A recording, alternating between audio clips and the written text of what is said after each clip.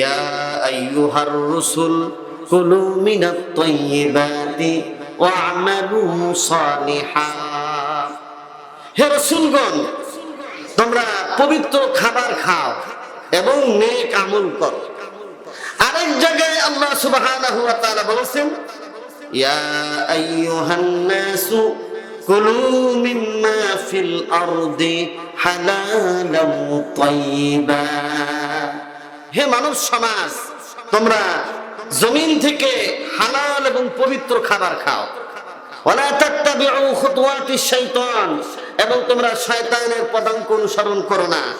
ইন্নাহু লাকুম আদুউম মুবিন, নিশ্চয়ই শয়তান প্রকাশ্য দুশমন।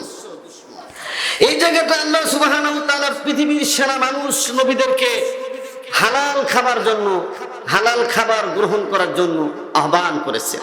আবার এই জায়গায় এসে মানুষদেরকে বলেছেন, তোমরাও কি পবিত্র এবং হালাল খাবার খাও। তো নবীরা পুত পবিত্র, তারা মাসুম, তাদেরকে আল্লাহ তাআলা হালাল খাবার খেতে বলেছেন, হারাম থেকে বাঁচার জন্য বলেছেন। আর মানুষদেরকেও বলেছেন যে তোমরা খাও এবং পবিত্র খাও এবং শয়তানের পদাঙ্ক অনুসরণ করো না। তাহলে এই জায়গাটা বোঝা গেল যে নবীদের জন্য তো এটা জরুরি, সাথে সাথে সাধারণ মানুষ তাদের জন্য এই হারাম থেকে বেঁচে হালালকে গ্রহণ করা এটা ফরজ, এটা জরুরি। প্রিয় ভাইরা, এই জন্য আজকের দুনিয়াতে যে হারাম, চুরি ডাকাতি চাঁদাবাজি করে এবং বিভিন্ন উপায়ে ঘুষ সুদের মাধ্যমে যে হারাম টাকা পয়সা আমরা উপার্জন করে থাকি, এই সবগুলোকে বর্জন করার জন্য আল্লাহ সুবহানাহু ওয়া তাআলা কোরআনে কারীমের মধ্যে মানুষদেরকে বলেছেন। এই জন্য হালাল খাইতে হবে, হারাম থেকে আমাদেরকে বাঁচতে হবে। রাজি আছেন? কারা কারা রাজি আছেন? মাশাআল্লাহ। আল্লাহ আমাদের সবাইকে হারাম থেকে বাঁচার তৌফিক দান করুন। আসসালামু আলাইকুম ওয়া রাহমাতুল্লাহি ওয়া বারাকাতুহু। ইন্নাল হামদালিল্লাহি নাহমাদুহু ওয়া নাস্তাঈনুহু ওয়া নাস্তাগফিরুহু ওয়া নু'মিনু বিহি ওয়া নাতাওয়াক্কালু আলাইহি ওয়া নাউযু বিল্লাহি মিন শুরুরি আনফুসিনা ওয়া মিন সাইয়্যাতি আ'মালিনা। মান ইয়াহদিহিল্লাহু ফালা মুদিল্লা লাহু ومن يضلله فلا هادي له ونشهد أن لا إله إلا الله وحده لا شريك له ونشهد أن سيدنا وسندنا وحبيبنا ومولانا محمدا عبده ورسوله أرسله بالحق بشيرا ونذيرا وداعيا إلى الله بإذنه وسراجا منيرا. أما بعد فقد قال الله تعالى في كلامه المجيد والفرقان الحميد. সবাই জবান খুলে পড়ি, আউযু বিল্লাহি মিনাশ শাইতানির রাজীম, বিসমিল্লাহির রাহমানির রাহিম। ইয়া আইয়ুহার রাসূল কুলু মিনাত তাইয়্যিবাতি واعملوا صالحا. وعن عبد الله بن مسعود رضي الله تعالى عنه أنه قال قال رسول الله صلى الله عليه وسلم طلب كسب الحلال فريضة بعد الفريضة أو كما قال النبي عليه الصلاة والسلام. وقال الله تعالى في شأن حبيبه إن الله وملائكته يصلون على النبي يا أيها الذين آمنوا صلوا عليه وسلموا تسليما. সবাই নামাজের দুরূদ শরীফ জবান খুলে পড়ি। আল্লাহ اللهم صل على محمد وعلى آل محمد. الله لا إله إلا الله. لا إله إلا الله محمد رسول الله সাল্লাল্লাহু আলাইহি ওয়াসাল্লাম। কল্যাণপুর 2 নম্বর রোডের সর্বস্তরের জনগণের উদ্যোগে ওয়াজ মাহফিলের মুহতারাম জনাব সভাপতি হযরত মাওলানা ঈসা কাসেমী দামাত বারাকাতুহুল আলিয়া, প্রিন্সিপাল জামিয়া দিনিয়া ইসলামিয়া কল্যাণপুর মাদ্রাসা ঢাকা, আমার পূর্ব অত্যন্ত গুরুত্বপূর্ণ আলোচনা করেছেন বন্ধুবর মুফতি মাওলানা আব্দুর রহমান আল হুসাইনি দামাত বারাকাতুহুল আলিয়া। এরপরে অত্যন্ত গুরুত্বপূর্ণ আলোচনা পেশ করবেন মুফতি মাসুম বিল্লাহ ফারুকি। এর আগে আলোচনা করেছেন হযরতুল আল্লাম হযরত মাওলানা মুফতি সাইদুর রহমান আরবি সহ অন্যান্য মুআজ্জাজ উলামা ইকরাম। আমার সম্মুখপানে উপস্থিত শ্রদ্ধাভাজন মুরব্বিয়ানে ইজম, যুবক ভাইরা, পর্দার আড়ালে আমার মা বোনেরা, সবাইকে সালাম দিচ্ছি, আসসালামু আলাইকুম ওয়া রাহমাতুল্লাহি তাআলা ওয়া বারাকাতুহু। আপনারা সকলে ভালো আছেন? তাহলে একটু মনটা একটু ভালো করেন যে আলহামদুলিল্লাহ আমরা ভালো আছি, সবাই বলেন আলহামদুলিল্লাহ। আজকে আমার আলোচ্য বিষয় হলো হারাম উপার্জন ইসলাম কি বলে। হারাম উপার্জন ইসলাম কি বলে, এই বিষয়ের উপর কোরআন এবং সুন্নাহর আলোকে আপনাদের সম্মুখে কিছু কথা তুলে ধরবো ইনশাআল্লাহুল আজিজ। সম্মানিত উপস্থিতি, ইসলাম একটি পূর্ণাঙ্গ জীবন বিধানের নাম, কামেল নিজামে হায়াত। মানবতার এমন কোনো বিধান নেই যা ইসলামে নেই। পৃথিবীতে সৃষ্ট যত সমস্যার সৃষ্টি হবে সমস্ত সমস্যার সমাধান আল্লাহ সুবহানাহু ওয়া তাআলা কোরআনে কারীমের মধ্যে হাদিসের মধ্যে দিয়ে দিয়েছেন। এজন্য হারাম হালাল উপার্জন এই বিষয়ে কোরআন এবং হাদিসে পর্যাপ্ত আলোচনা আছে। সবগুলো আমি এই অল্প সময়ে আপনাদের সম্মুখে তুলে ধরতে পারবো না। কিছু কথা কোরআন সুন্নাহর আলোকে তুলে ধরার চেষ্টা করব। সবাই দোয়া করবেন, সবাই বলেন আল্লাহুম্মা আমিন। প্রিয় ভাইরা, কোরআনে কারীমের সূরাতুল মুমিনুনের 51 নম্বর আয়াত থেকে আমি আয়াতের অংশ বিশেষ তেলাওয়াত করেছি। আল্লাহ তাআলা বলেছেন, ইয়া আইয়ুহার রাসূল কুলু মিনাত তাইয়্যিবাতি ওয়া'মালু সালিহা। হে রাসূলগণ, তোমরা পবিত্র খাবার খাও এবং নেক আমল করো। আরেক জায়গায় আল্লাহ সুবহানাহু ওয়া তাআলা বলেছেন, ইয়া আইয়ুহান নাসু কুলু মিম্মা ফিল আরদি হালালান তাইয়্যিবা। হে মানব সমাজ, তোমরা জমিন থেকে হালাল এবং পবিত্র খাবার খাও। ওয়ালা তাত্তাবিউ খুতুওয়াতিশ শাইতান, এবং তোমরা শয়তানের পদাঙ্ক অনুসরণ করো না। ইন্নাহু লাকুম আদুউম মুবিন, নিশ্চয় শয়তান প্রকাশ্য দুশমন। এই জায়গাটা আল্লাহ সুবহানাহু ওয়া তাআলা পৃথিবীর সেরা মানুষ নবীদেরকে হালাল খাবার জন্য, হালাল খাবার গ্রহণ করার জন্য আহ্বান করেছে। আবার এই জায়গায় এসে মানুষদেরকে বলেছেন তোমরাও কি পবিত্র এবং হালাল খাবার খাও। তো নবীরা পুত পবিত্র, তারা মাসুম, তাদেরকে আল্লাহ তাআলা হালাল খাবার খেতে বলেছেন, হারাম থেকে বাঁচার জন্য বলেছেন। আবার মানুষদেরকেও বলেছেন যে তোমরা খাও এবং পবিত্র খাও এবং শয়তানের পদাঙ্ক অনুসরণ করো না। তাহলে এই জায়গাটা বোঝা গেল যে নবীদের জন্য তো এটা জরুরি, সাথে সাথে সাধারণ মানুষ তাদের জন্য এই হারাম থেকে বেঁচে হালালকে গ্রহণ করা এটা ফরজ, এটা জরুরি। প্রিয় ভাইরা, এই জন্য আজকের দুনিয়াতে যে হারাম, চুরি ডাকাতি চাঁদাবাজি করে এবং বিভিন্ন উপায়ে ঘুষ সুদের মাধ্যমে যে হারাম টাকা পয়সা আমরা উপার্জন করে থাকি, এই সবগুলোকে বর্জন করার জন্য আল্লাহ সুবহানাহু ওয়া তাআলা কোরআনে কারীমের মধ্যে মানুষদেরকে বলেছেন। এই জন্য হালাল খাইতে হবে, হারাম থেকে আমাদেরকে বাঁচতে হবে। রাজি আছেন? কারা কারা রাজি আছেন? মাশাআল্লাহ। আল্লাহ আমাদের সবাইকে হারাম থেকে বাঁচার তৌফিক দান করুন। মোহতারাম হাজিরিন, রিজক এটা আল্লাহ তাআলার পক্ষ থেকে নির্ধারিত। আল্লাহ তাআলা যাকে যতটুকু দিবেন সে ততটুকুই রিজিক পাবে, এর বাইরে তার রিজিকের কোনো ব্যবস্থা হবে না। যেমনটি আল্লাহ তাআলা কোরআনে কারীমের মধ্যে বলেছেন, অফিস সামাই রিজকুকুম ওয়া মা তুআদুন, আসমানের মধ্যে তোমাদের রিজিক বন্টন হয়। সুতরাং আমার জন্য যতটুকু রিজিক আল্লাহ তাআলা বরাদ্দ দিয়েছেন এর বাহিরে আমি খাইতে পারবো না। আমি যত কিছুই করি না কেন আমার রিজিক শেষ হয়ে গেলে আমার হায়াতও শেষ হয়ে যাবে।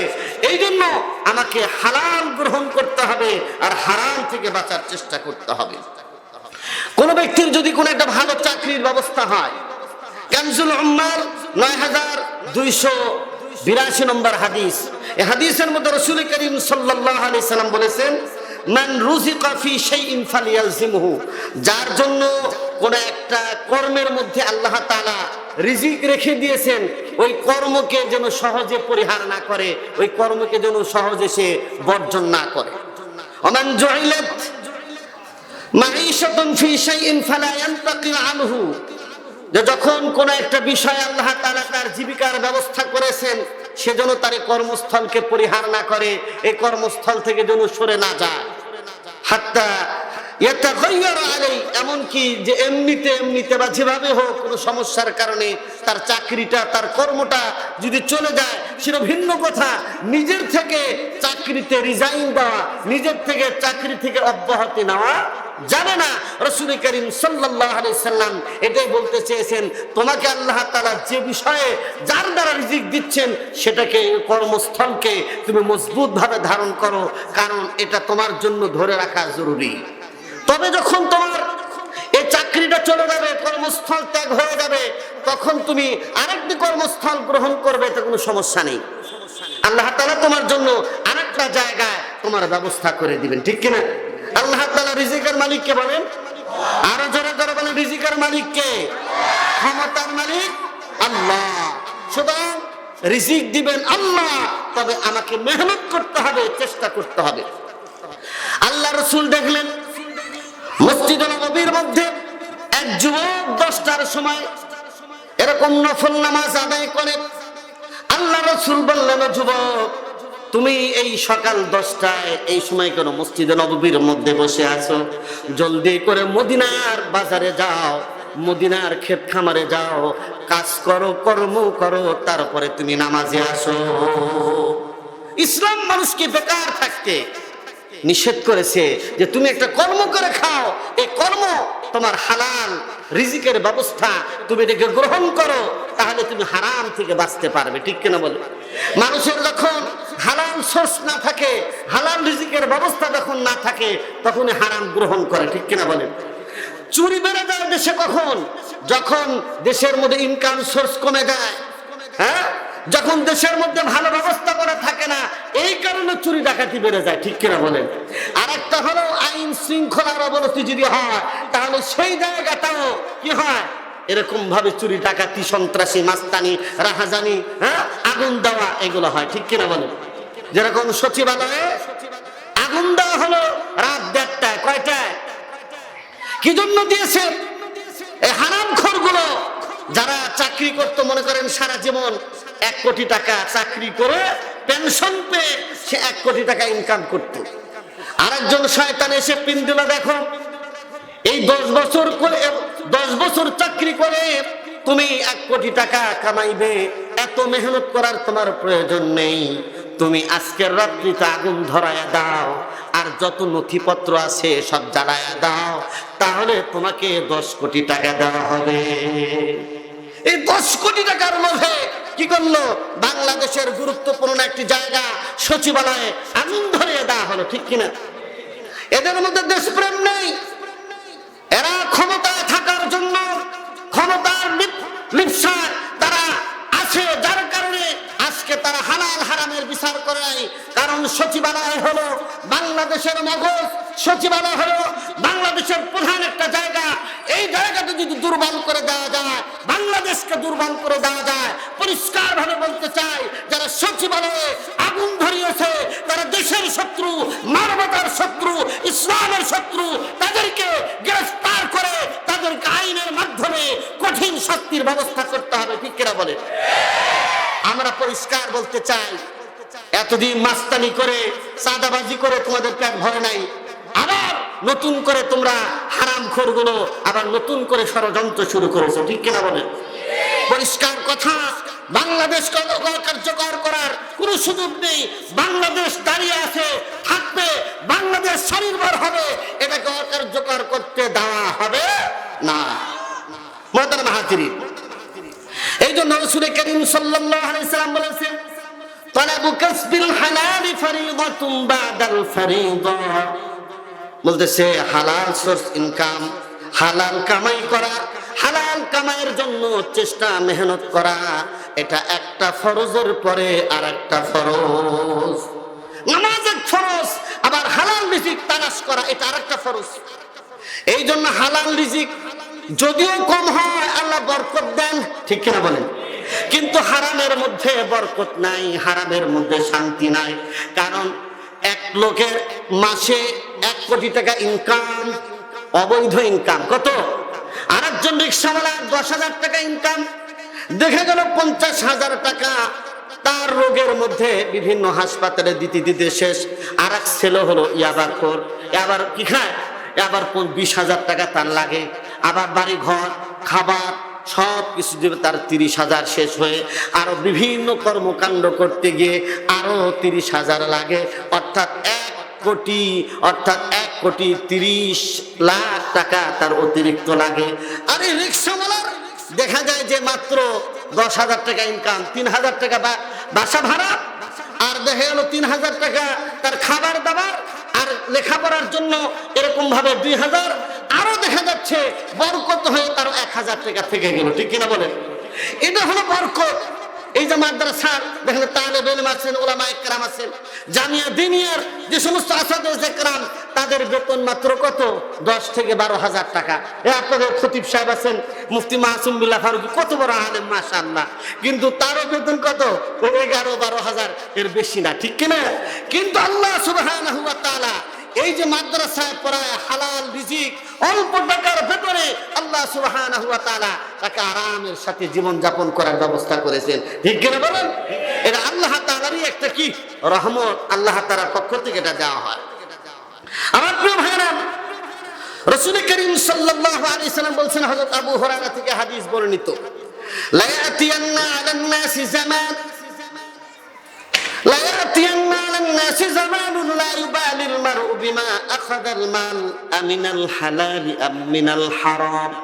রাসূল করিম সাল্লাল্লাহু আলাইহি ওয়াসাল্লাম বলছেন, তোমাদের সামনে একটা জামানা আসতেছে, ওই জামানায় মানুষের আধ্যাত্মিক চারিত্রিক এতটাই তাদের অবস্থা নিম্নগামী হয়ে যাবে, কোনো খাবার কোনো কিছু সামনে আসলে এটা কি হালাল ভাবে আসলো না হারাম ভাবে আসলো, এ কথার চিন্তা সে কোনোদিন করবে না। এখন বর্তমানে তো তাই হয়েছে, কোন দিক দিয়ে আসে কিভাবে আসে এটা চিন্তা করার দরকার নাই। ইসরায়েলে দিল না ভারতে দিল না জার্মানিতে দিল না আমেরিকা দিল, এটা চিন্তা করার টাইম নেই, খালি দাও খাই আর পেট মোটা করি, ঠিক করে বলে? হ্যাঁ, আল্লাহ তাআলা হেফাজত করে বলেন আমি। আমার প্রিয় ভাইরা, এই জন্য এই দেহ এই শরীর এটা হারাম খাবার দিয়ে যদি তৈরি হয় তাহলে এটা জান্নাতের উপযুক্ত নয়, এটা জাহান্নামের উপযুক্ত। রাসূল করিম সাল্লাল্লাহু আলাইহি ওয়াসাল্লাম বলেছেন, লা ইয়াদখুলুল জান্নাতা জাসাদুন গুজিয়া বিল হারাম। ওই ব্যক্তি, ওই শরীর, ওই দেহ জান্নাতের মধ্যে কোশ্চিনকালেও প্রবেশ করবে না যে দেহটা হারামের দ্বারা কি করা হয়েছে, সৃষ্টি করা হয়েছে। হারাম খাবার খেয়ে যে দেহটা সুন্দর করা হয়েছে ওটা দেখতে যতই সুন্দর হোক ওটা সুন্দর না, বরং এটা জাহান্নামের উপযুক্ত, জান্নাতের উপযুক্ত না, ঠিক কিনা? এই জন্য হালাল খাইবেন জান্নাতে যাবেন, হারাম খাইবেন তাহলে কোথায় যেতে হবে? জাহান্নামে যেতে হবে। যেরকম আমাদের সমাজে সুদ আছে না, বলেন? সুদ, টাকা লাগায় দেওয়া, অল্প টাকা লাগায় দিল, মাস শেষে আবার দেখা গেল তার জন্য আবার 1 মাসে 1 লাখ টাকা লাগাইছে, 1,10,000 টাকা এসে গেল, কোনো মেহনত নাই, কোনো শ্রম নাই, কোনো ধরনের বাস লাগাইছে আর চলে আসতেছে, ঠিক কিনা? আর খাইতেছে, গোস্ত পোলাও খায়, আবার মসজিদেও যায়, আবার হজও করে। যদি 40 বার হজ করে হারাম টাকা দিয়ে তাহলে তার হজ কবুল হবে না, ঠিক কিনা? এই জন্য প্রিয় ভাইরা আমার, আমাদেরকে চেষ্টা করতে হবে যে আমি যেন হারাম না খাই, বরং হালাল দিয়ে আমার জীবনটা কাটাই। দেখা যায় যারা হারাম খেয়ে জীবনটা চালায় তাদের সন্তানগুলো কেউ কেউ প্রতিবন্ধী হয়ে যায়, অসুস্থ হয়ে যায়, বিপদ আপদে পড়ে, আবার চাঁদাবাজরা এসে চাঁদা নিয়ে যায়, ঠিক কিনা? এই জন্য রাসূল করিম সাল্লাল্লাহু আলাইহি ওয়াসাল্লাম মুসনাদ আহমদের মধ্যে এক হাদিসের মধ্যে বলেছেন, লা ইয়াদখুলুল জান্নাতা লাহমু নাবাতিন মিন সুহতিন। ওই ব্যক্তির চেহারা, ওই ব্যক্তির গোশত জান্নাতের মধ্যে প্রবেশ করবে, ওই ব্যক্তির দেহটা জান্নাতের মধ্যে প্রবেশ করবে না যে ঘুষের দ্বারা তার দেহটা প্রতিপালন করেছে। আওলা আন-নারু আওলা বিহি, তার জন্য জাহান্নামটাই উপযুক্ত, যে কি করেছে দেহটা শুধু হারাম দিয়ে কি করেছে এরকম মোটা তাজা করেছে। আল্লাহ তাআলা আমাদের হেফাজত করে বলেন আমিন। এই জন্য সুদ খাওয়া, ঘুষ খাওয়া এটা হারাম, কারণ এই সুদের টাকা, ঘুষের টাকা মানুষ কি দেয় না, স্বেচ্ছায় দেয় না। এমনি একটি কাজ করেছেন অথবা কাউকে কিছু খরচ দিয়েছেন, আপনাকে কিছু অতিরিক্ত দিয়ে দিল, কোন ধরনের মুআহাদা, কোন ধরনের চুক্তি ছাড়া এটা নেওয়া হালাল। কিন্তু আপনি জোর জবরদস্তি করে সমস্যার সৃষ্টি করে যে টাকা নিবেন সেটা কোনোদিনই আপনার জন্য হালাল হবে না। বুখারী শরীফের এক রওয়ায়াত, রাসূলুল্লাহ সাল্লাল্লাহু আলাইহি ওয়াসাল্লাম বলেছেন, লা ইয়াহিল্লু মালু মুসলিমিন ইল্লা বিতিবি নাফসিহি। ওই ব্যক্তি অর্থাৎ কোন মুসলমানের জন্য ওই মাল কোনোদিন হালাল হতে পারে না যা সন্তুষ্টি ছাড়া গ্রহণ করেছে। সন্তুষ্টি নাই, অন্যায় ভাবে চাকু ধরে, অস্ত্র ধরে, পিস্তল ধরে যে টাকা আদায় করেছে ওইটা কোনো হালাল নয়, ওটা হারাম। ওটা যতই খাবেন কেমন যেন পেটের মধ্যে জাহান্নামের আগুন ঢুকানো হচ্ছে, ঠিক কিনা বলেন? অনেকে আছে এতিমের মাল খায়, কার মাল? তারা এতিমের মাল যারা খায়, আল্লাহ তাআলা কোরআনের মধ্যে বলেছেন, যারা ইন্নাল্লাযীনা ইয়াকুলুনা আমওয়ালাল ইয়াতামা যুলমান ইন্নামা ইয়াকুলুনা ফি বুতুনিহিম নারা। এতিমের মাল যারা খায় তারা কেমন যেন, মাল তো খায় না, কেমন যেন তারা পেটের মধ্যে কি করে, জাহান্নামের আগুনকে ঢুকায়। জাহান্নামের আগুন তার পেটের মধ্যে ঢুকাচ্ছে, অচিরেই সেই ব্যক্তি জাহান্নামের মধ্যে যাবে। আমার প্রিয় ভাইরা, এই জন্য হালাল ইনকাম, হালাল মাল যদি খান তাহলে দোয়া কবুল হবে, আর যদি হারাম খাই তাহলে কোশ্চিনকালে দোয়া কবুল হবে না। দোয়া কবুলের শর্তই হলো কি খাইতে হবে, হালাল। হারাম দিয়ে দোয়া কবুল হবে না। একটা ঘটনা আপনাদেরকে বলি, সে ঘটনাটা হলো ইব্রাহিম আদহাম রাহমাতুল্লাহ আলাইহি মক্কায় গিয়েছেন, মক্কায় গিয়ে খেজুর কিনেছেন। খেজুর করার পর কিনতে কিনতে অনেক সময় দুষ্টামি করে বা এমনিতেই চেক করার জন্য, টেস্ট করার জন্য দুটা খেজুর খেয়ে ফেলেছেন। দুটা খেজুর খেয়ে সফর করে হেঁটে হেঁটে প্রায় 1-2-3 মাসের সফর করে বাইতুল মুকাদ্দাসের মধ্যে চলে গেলেন। ইব্রাহিম আদহাম রাহমাতুল্লাহ আলাইহি বলখের বাদশা, বুঝে বাইতুল মুকাদ্দাসের মধ্যে যাওয়ার পর ওই জায়গায় ঘুমায় আছেন। এক ফেরেশতা আর এক ফেরেশতাকে বলে, এই যে লোকটা বলখের বাদশা ইব্রাহিম আদহাম যে 2 মাস ইবাদত করতেছে, তার ইবাদত আল্লাহ তাআলার দরবারে কবুল হয় না। এটা আসমানের মধ্যে ঝুলন্ত অবস্থায় আছে। আমার প্রিয় বন্ধুরা, এই অবস্থা শোনার পর ইব্রাহিম আদহামের মধ্যে একটা চিন্তার দাগ পড়ে গেল। উনি আবার সফর শুরু করে দিলেন। সফর শুরু করে চলে গেলেন আবার মক্কায়। মক্কায় যাওয়ার পর ওই দোকানকে খুঁজে বের করার চেষ্টা করলেন, কিন্তু যার কাছ থেকে খেজুর কিনেছেন সেই লোকটা দুনিয়ার মধ্যে নেই। তার সন্তান এখন দোকানের মালিক। বলতেছে, ভাই আমার 2 মাস যাবত আমার বন্দেগী আল্লাহর দরবারে কবুল হয় না, সুতরাং আমার জন্য আমাকে এর থেকে বাঁচানোর একটা ব্যবস্থা করো। 2টা খেজুর তোমার এই বাপের দোকান থেকে আমি অন্যায় ভাবে না বলেই খেয়ে ফেলেছিলাম, এই জন্য আমার বন্দেগী আল্লাহর দরবারে কবুল হয় না, তুমি এটা কিন্তু বাঁচানোর চেষ্টা করো। বলছে, দেখেন আমার বাপের যে খেজুর সহ যা কিছু ছিল, আমরা 2 ভাই, এই 2 ভাইয়ের মধ্যে বন্টন হয়ে গেছে। এই যে খেজুর 2টা আপনি খেয়েছেন, একটার মালিক হলাম আমি, আর একটার মালিক হলো আমার ভাই। আর আমার ভাই থাকে ইয়াসরিবে, মদিনা, 350 কিলো দূরে মদিনা। সুতরাং আমারটা আমি মাফ করে দিলাম, আপনি আল্লাহওয়ালা মানুষ, বুজুর্গ মানুষ, কিন্তু ওইটা তো আমি মাফ করতে পারবো না। তারপরে তিনি সফর করে চলে গেলেন কোথায়, ইয়াসরিব, মদিনায় চলে গেলেন। মদিনায় যাওয়ার পর তাকে ডকুমেন্টস দেওয়া হয়েছে, এইরকম দোকানে এরকম চেহারা, আমার মতোই দেখতে, এরকম একটা অবস্থা। ওই জায়গায় গেলেন, যাওয়ার পর বললেন, ভাই তোমার বাপের দোকান থেকে আমি এরকম 2টা খেজুর খেয়েছিলাম, একটা তো তোমার ভাই বড় ভাই মাফ করে দিয়েছে, আর একটা তোমার, সুতরাং তুমি যদি মাফ করে দাও তাহলে আমি বড় কৃতজ্ঞ থাকবো। তখন সেও মাফ করে দিয়েছে যে আপনি 350 কিলো সফর করে এখানে এসেছেন মাফ চাওয়ার জন্য, আমি আল্লাহর রাস্তায় মাফ করে দিলাম। বুঝি এরপরে যখন আবার সফর করে বাইতুল মুকদ্দাসে চলে গেছে, যখন ইবাদত করে বন্দেগী করে, ফেরেশতারা 2 জন কানাকানি করে আর বলাবলি করে, এই ব্যক্তির যে 2 মাস ইবাদত কবুল হয় না, আসমানে ঝুলন্ত ছিল, এখন তো এটা আল্লাহ তাআলা কবুল করে নিয়েছেন, আর ডবল সওয়াব আল্লাহ তাআলা দিয়ে দিয়েছেন। চিৎকার করে বলেন না সুবহানাল্লাহ। আমার ভাইরা, এই জন্য দেখা যায় অনেক দরবেশ মানুষ, অনেক আল্লাহওয়ালা মানুষ, কিন্তু তাদের দোয়া কবুল হয় না। আমরা আফগানিস্তানের জন্য, ফিলিস্তিনের জন্য, কত জায়গার জন্য আমরা দোয়া করি, কিন্তু আমাদের দোয়া কবুল হচ্ছে না, ঠিক কিনা বলেন? আমরা সবাই দোয়া করি, কিন্তু ফিলিস্তিনের জন্য তো দোয়া কবুল হয় না। মাওলা আমার রব, আমার রব, আমার এই অমুক অমুক দোয়া তুমি কবুল করো, কিন্তু দেখা গেল তার লেবাসটা হারাম, তার খাবার হারাম, তার পানীয় হারাম, তার গেজা হারাম, কিভাবে আল্লাহ তাআলা তার দোয়া কবুল করবেন? এই জন্য দেখা যায় অনেক মুরব্বী মানুষ, অনেক মুসল্লি, আমাদের জামাগুলো কি হারাম টাকা, ঠিক কিনা? হ্যাঁ, হারাম টাকা থেকে আমাদের এই জামা কাপড় টুপি যত তসবির জানাই যত বড় বড় হোক না কেন, ঠিক কিনা? বলতেছে দোয়া কবুল হবে না। যদি হারাম টাকা দিয়ে তসবি কিনি, হারাম টাকা দিয়ে কি করে কুরবানি দেই, তাহলে এটা কবুল হবে না, ঠিক কিনা?